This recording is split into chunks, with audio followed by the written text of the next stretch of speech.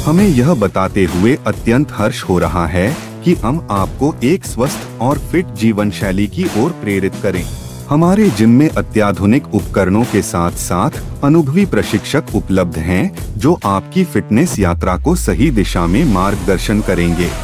ज्यादा जानकारी के लिए अभी कॉल करें। नमस्कार, मी रवि कुमार। जवाब तो आपको देना होगा बोल सरकार या सदरात 85 आवाजच्या खास एपिसोड मध्ये आपलं स्वागत।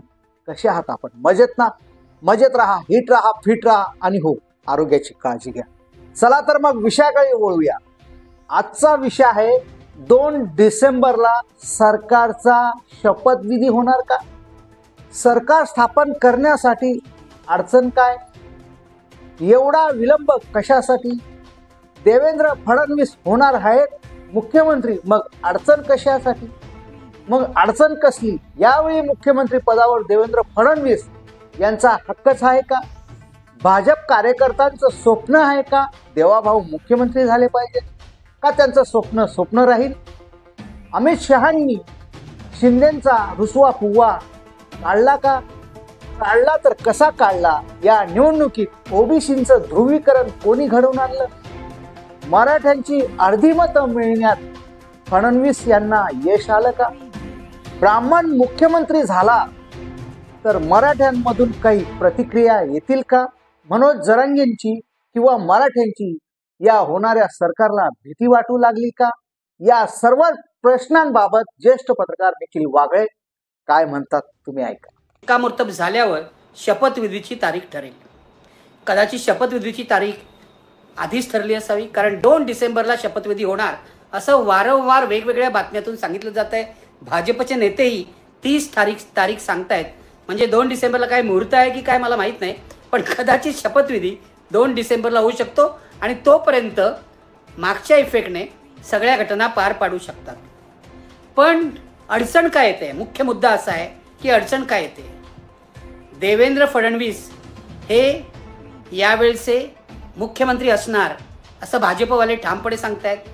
अगदी आजही प्रवीण दरेकर, देवेंद्र फडणवीसांच्या जवळचे राजकारणी नेते, यांनी सुद्धा आज जाहीरपणे सांगितलेलं आहे, काळजी करू नका, देवेंद्र फडणवीस मुख्यमंत्री होणार आहे। आणि मी 2 दिवसापूर्वी कार्यक्रमात सांगितल्याप्रमाणे यावेळच्या मुख्यमंत्री पदावर खरा हक्क फडणवीस यांचाच आहे।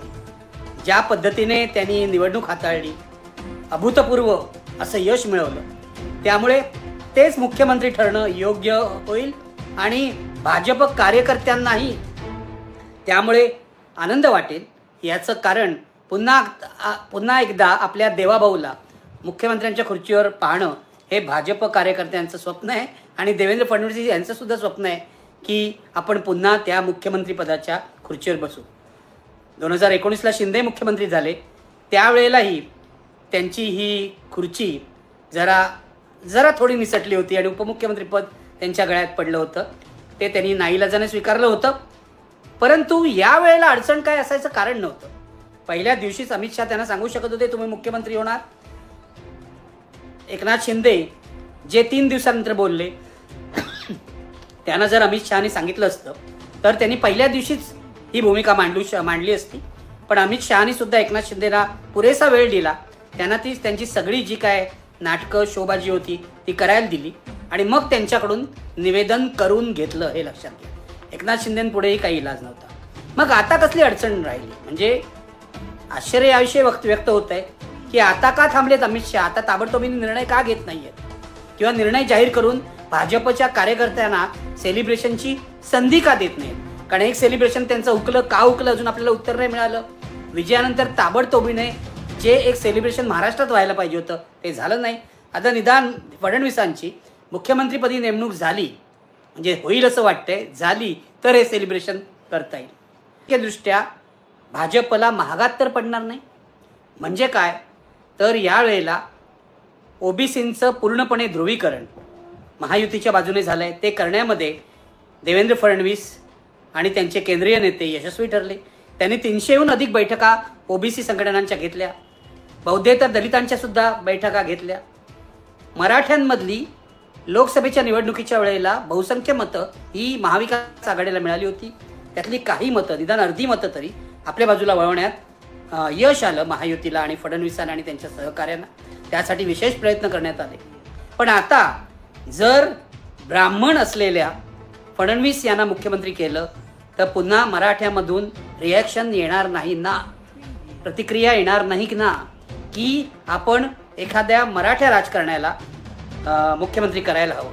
यावर त्यांची चर्चा झाली असं सांगितलं जातं. अजूनही भाजपच्या मनात महाराष्ट्रात प्रबळ असलेल्या आणि इतर जातींच्या तुलनेमध्ये अधिक असलेल्या मराठ्यांची किती भीती आहे हे यावरून दिसते. ही केवळ मराठ्यांची भीती नाही, ही मनोज जरांगे पाटील यांच्या मराठा आरक्षण आंदोलनाची सुद्धा भीती आहे. खरं तर अमित शहा आणि नरेंद्र मोदींना देवेंद्र फडणवीसांनाच मुख्यमंत्री करायचं आहे. पण जर फडणवीस मुख्यमंत्री झाले तर ते ब्राह्मण आहेत, त्यांना आमच्यावर लादलंय अशी प्रतिक्रिया येईल का हे ते तपासत आहेत. विनोद तावडेंशी त्याबाबतच त्यांनी चर्चा केलेली आहे. जर फडणवीस नको असतील तर कोण, असाही प्रश्न या चर्चेत उपस्थित झाला होता. आता भाजपकडे मराठा नेते जे आहेत त्यामध्ये फारसे वजनदार नेते नाहीत. चंद्रकांत पाटील आहेत, आशिष शेलार आहेत. पण आशिष शेलार काय मुंबई प्रदेश भाजपचे अध्यक्ष आहेत, अजून मुख्यमंत्री होण्या इतपत त्यांची ताकद वाढलेली नाही असं मानलं जातं. चंद्रकांत पाटलांची काही राजकीय ताकद तेवढी नाही आहे, राजकीय प्रभावही तेवढा नाही आहे. मग कुणाला करायचं हा प्रश्न आहे. रावसाहेब दानवेंच्या नावाची चर्चा झाली म्हणे. रावसाहेब दानवेंचा पराभव झाला लोकसभेला. अशा वेळेला त्यांना पुन्हा मुख्यमंत्री केलं तर जनतेमध्ये योग्य संदेश जाणार नाही असंही मत पडलं. पुन्हा रावसाहेब दानवे कधी काय बोलतील सांगता येत नाही. ते मुख्यमंत्री झाले तर पक्ष अडचणीत येण्याची वेळ खूप वेळा येईल. त्यामुळे जरा त्यांना दूर ठेवलेलंच बरं. आणि मग पुन्हा एकदा फडणवीस यांच्या नावावर आली चर्चा आणि सगळा मराठा आरक्षण आंदोलनाचा इतिहास जो आहे त्याचा एक मागोवा घेण्यात आला, त्याचा आढावा घेण्यात आला असं सांगितलं जातं. आता इतिहास काय आहे तर 2014ला देवेंद्र फडणवीस पहिल्यांदा निवडून आले. त्याआधीच पृथ्वीराज चव्हाण यांच्या सरकारने 16% आरक्षण दिलं होतं मराठ्यांना, जे मुंबई हायकोर्टाने फेटाळून लावलं होतं. हे लक्षात घ्या. मराठ्यांना पण दिलं होतं नारायण राणे समितीने आणि मुसलमानांना पण 4% शैक्षणिक आरक्षण दिलं होतं. कोर्टाने ते फेटाळून लावलं. त्यानंतर पुन्हा एकदा तो सगळा प्रोसेस सुरू झाला आणि 2014 ते 19 या काळामध्ये जी मराठा आरक्षणाची आंदोलन झाली ती देवेंद्र फडणवीस यांनी कौशल्याने हाताळली हे कबूल करायला पाहिजे. त्यांनी ज्या काही राजकीय काड्याकुड्या केल्या असतील त्या केल्या.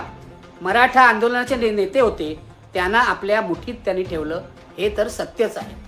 त्यामुळे शहरामध्ये मोर्चे निघाले, प्रचंड मोर्चे निघाले, पण कुठेही फारशी कायदा आणि सुव्यवस्था बिघडली असं झालं नाही. काही अपवादात्मक प्रसंग घडले पण कायदा आणि सुव्यवस्था धाब्यावर बसून लोक दंगे करत फिरतायत असं चित्र काय निर्माण झालं. एक श्रेय फडणवीस यांना आणखीन एक द्यायला पाहिजे. त्यांनी पुन्हा कोर्टात जाण्याची तयारी केली आणि सुप्रीम कोर्टामध्ये या सगळ्याला आव्हान दिलं. त्यासाठी वकील नेमले. आता ते वकील योग्य की अयोग्य याविषयी कायम चर्चा होऊ शकते. ॲडव्होकेट जनरल महाराष्ट्राचे जे होते आशुतोष कुंभकोणी यांची अशी इच्छा होती की त्यांनी स्वतःच यावर आर्ग्युमेंट करावं सुप्रीम कोर्टामध्ये, पण फडणवीसांनी त्यांना थांबवलं आणि त्या जागी दुसरे वकील दिले. याचं कारण काय, यामागचं राजकारण काय, हा एक वेगळा चर्चेचा मुद्दा आहे.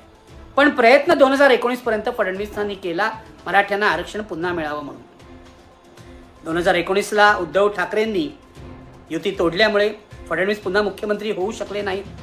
त्यानंतर करोना आला, 2.5 वर्ष गेली, तोपर्यंत सुप्रीम कोर्टाने फेटाळूनच लावलं होतं. म्हणजे हायकोर्टाने नाकारलेलं आरक्षण सुप्रीम कोर्टात दिलं, सुप्रीम कोर्टाने पुन्हा फेटाळून लावलं होतं. आता असं आहे, त्यानंतर फडणवीसांना संधीच मिळाली नव्हती. मग 2.5 वर्षानंतर सरकार गेलं उद्धव ठाकरेंचं आणि देवेंद्र फडणवीस मुख्यमंत्री होण्याऐवजी एकनाथ शिंदे मुख्यमंत्री झाले. लक्षात, एकनाथ शिंदेनी हा प्रश्न हाताळायला सुरुवात केली आणि कधी नव्हे ते एकनाथ शिंदेना आपली मराठा आयडेंटिटी महत्त्वाची वाटली. एकनाथ शिंदे असं म्हणू लागले की मी मराठा असल्यामुळे मराठा समाज जो आहे तो या प्रश्नावर मला प्रतिसाद देईल. त्यामुळे मनोज जरांगे पाटील यांचं पहिलं उपोषण जेव्हा आंतरवेलीला झालं तेव्हा एकनाथ शिंदेनी त्यांना समजवायचा प्रयत्न केला. एकनाथ शिंदे त्यांना भेटायलाही जाणार होते, पण त्याआधीच पोलिसांनी या उपोषणकर्त्यांवर अमानुष लाठीमार केला आणि त्यामध्ये अनेक जण जखमी झाले. आता असं म्हटलं जातं की हे अंतर्गत राजकारण होतं शिंदे यांच्या सरकारमधलं. याचं कारण देवेंद्र फडणवीसांना शिंदे यांनी अशा प्रकारे मनोज जरांगे पाटील यांच्याशी जमवून घेणं काही पटत नव्हतं. त्यामुळे शिंदे जाणार त्याच वेळेला हा लाठीमार झाला. लक्षात घ्या, पोलीस गृह खात्याच्या अखत्यारीत येतात आणि गृहमंत्री देवेंद्र फडणवीस होते. त्यामुळे विशेषतः हा आरोप होतोय आणि नंतर हा आरोप खूप चिघळला आणि मनोज जरांगे पाटील आक्रमक झाले. या अगदी निवडणुकीतही, या विधानसभा निवडणुकीतही या लाठीमाराचे व्हिडिओ व्हायरल करण्यात आले आणि ह्या माणसांना मतं देऊ नका असंही सांगण्यात आलं. मुद्दा असा आहे की त्यानंतर हे सगळं प्रकरण एकनाथ शिंदे हाताळू लागले आणि मनोज जरांगे पाटील विरुद्ध देवेंद्र फडणवीस अशी शाब्दिक लढाई सुरू झाली. मनोज जरांगे पाटील एकही संधी सोडत नव्हते देवेंद्र फडणवीसांवर हल्ला करायला आणि देवेंद्र फडणवीस ओबीसींच्या उपोषणात जाऊन सांगत होते की आमचा जो DNA आहे भाजपचा हा ओबीसी DNA आहे वगैरे. म्हणजे ओबीसींना आपल्या बाजूला वळवून घ्यायचं, त्यांचं ध्रुवीकरण होऊन जायचं, त्यांच्या मताचं पोलरायझेशन होऊन जायचं आणि दुसऱ्या बाजूला एकनाथ शिंदे मराठ्यांना सांभाळतील अशी ही व्यवस्थित रणनीती महायुतीच्या मार्फत राबवली गेली. मात्र मनोज जरांगे पाटील काही एकनाथ शिंदे यांच्या कह्यात आलेले नाही. त्यांनी ओबीसींमधून आम्हाला आरक्षण पाहिजे ही मागणी आजपर्यंत कायम ठेवलेली आहे आणि त्यामुळे सगळं प्रकरण फिसकटलं. मनोज जरांगे पाटील पुन्हा विरोधात गेले आणि लोकसभा निवडणुकीमध्ये मोठा धक्का बसला या महायुतीला. या वेळेला महायुतीला फारसा फटका बसला नाही, कारण मनोज जरांगे पाटील यांनी नरोवा कुंजराव अशी भूमिका घेतली होती. फडणवीसांच्या माणसांना ते पाडणार होते, पण तेही त्यांना शक्य झालं नाही आणि महाविकास आघाडीलाही त्यांच्याकडून फारशी मदत झालेली दिसत नाही. हा सगळा जो इतिहास आहे तो पुन्हा एकदा फडणवीसांना किती अडचणीचा ठरेल याची चर्चा काल अमित शहा आणि विनोद तावडे यांच्या बैठकीमध्ये झाली असं सांगतात. आता विनोद तावडे हे एक असं नाव आहे की जे मराठा आहेत आणि ते ज्येष्ठ नेते सुद्धा आहेत. त्यांचा पत्ता 2019च्या विधानसभा निवडणुकीच्या वेळी फडणवीसांनीच कापला होता. फडणवीसांनी आपले सगळे स्पर्धकाचे बाजूला केले. त्यामध्ये एक विनोद तावडे सुद्धा होते. पण विनोद तावडे पुन्हा महाराष्ट्रात येऊ शकतात का? तर मला असं वाटतं ते नजीकच्या भविष्यकाळात तरी शक्य नाही. याचं कारण भारतीय जनता पक्षाच्या हायकमांडने विनोद तावडेंकडे उत्तर प्रदेश आणि बिहारची जबाबदारी दिलेली आहे. त्यामुळे आत्ताच घेतलेला निर्णय ताबडतोबीने बदलून त्यांना महाराष्ट्रात पाठवणं हे आत्ता सध्या तरी हायकमांड करेल, अमित शहा मोदी करतील, याला तयार होतील असं दिसत नाही. आणि विनोद तावडे महाराष्ट्राबाहेर म्हणजे बिहारमध्ये असोत किंवा आणखीन आता चंदीगडच्या वेळेला उपद्व्याप करायला ते गेले होते, तिथे त्यांनी उपद्व्याप केले. ते प्रकरण सुप्रीम कोर्टात गेलं, निवडणूक अधिकाऱ्याला जबाबदार धरलं सुप्रीम कोर्टाने. हे सगळं तुम्हाला माहिती आहे. त्यामुळे विनोद तावडे अशा काड्याकुड्या करू शकतात हे आता अमित शहाना माहीत झालेलं आहे. त्यामुळे अमित शहांचे लाडके सहकारी झालेले आहेत ते आता. तर त्यांना लगेच पाठवावं महाराष्ट्रात असं वाटत नाही. आणि अलीकडेच त्यांचं ते पैशाचं खरं खोटं प्रकरण घडलेलं होतं. त्यामुळे ही सगळी चर्चा होऊन फायनली ओबीसी मुख्यमंत्री करावा का ही त्याला जोर देण्यात आली. हे लक्षात घ्या. ओबीसी मुख्यमंत्री म्हटल्यावर अनेकांच्या आशा पल्लवित होतात, त्यामध्ये पंकजा मुंडे पुढे असतात. पण ओबीसी मुख्यमंत्री करून काय साधणार आहे? कारण ओबीसी समाज आपल्या बाजूला आहेच आणि भारतीय जनता पक्षाने महाराष्ट्रात ओबीसींसाठी जेवढं केलं आहे तेवढं कोणत्याही पक्षाने केलेलं नाही हे भाजप श्रेष्ठी वारंवार सांगतात. त्यामुळे ओबीसी मुख्यमंत्री होऊन काहीच वेगळं काही होणार नाही. मराठ्यांची जर नाराजी असेल ती तर दूर होणारच नाही, उलट मराठ्यांच्या जखमेवर मीठ चोळलं जाईल. त्यापेक्षा देवेंद्र फडणवीस नीट सगळं राजकारण मॅनेज तरी करतात. त्यामुळे देवेंद्र फडणवीसांनाच केलेलं बरं असा निष्कर्ष निघाला असावा. आज हे मी बोलत असताना थोड्या वेळाने 8:30-9 वाजता अमित शहा, देवेंद्र फडणवीस, एकनाथ शिंदे, अजित पवार यांची बैठक होणार आहे. तिघही दिल्लीला पोचलेले आहेत आणि या बैठकीमध्ये मुख्यमंत्री पदाचा औपचारिक निर्णय घेतला जाईल. 90% देवेंद्र फडणवीस होणार हे नक्की आहे. पण त्यांच्या मार्गातला हा स्पीड ब्रेकर जो आहे मराठा आरक्षण आंदोलनाचा, हा मोठा अडथळा वाटत होता अमित शहाना. तो आता संध्याकाळच्या बैठकीपर्यंत दूर झाला असेल, ते कन्व्हिन्स झाले असतील, त्यांच्या मनातल्या शंका दूर झाल्या असतील अशी अपेक्षा आहे. या शंका दूर झाल्या आणि त्या काही वेगळा विचार त्यांनी केला नाही तर देवेंद्र फडणवीसच मुख्यमंत्री. तुर्तास इथंच थांबूया. तुम्हाला जर काही बातमी आवडली असेल तर बातमीला लाईक करा आणि हो, आपण जर आपल्या चॅनलवर नवीन असाल तर कृपया चॅनलला सबस्क्राईब करायला विसरू नका. चला तर मग रवी कुमारला द्या परवानगी. नमस्कार.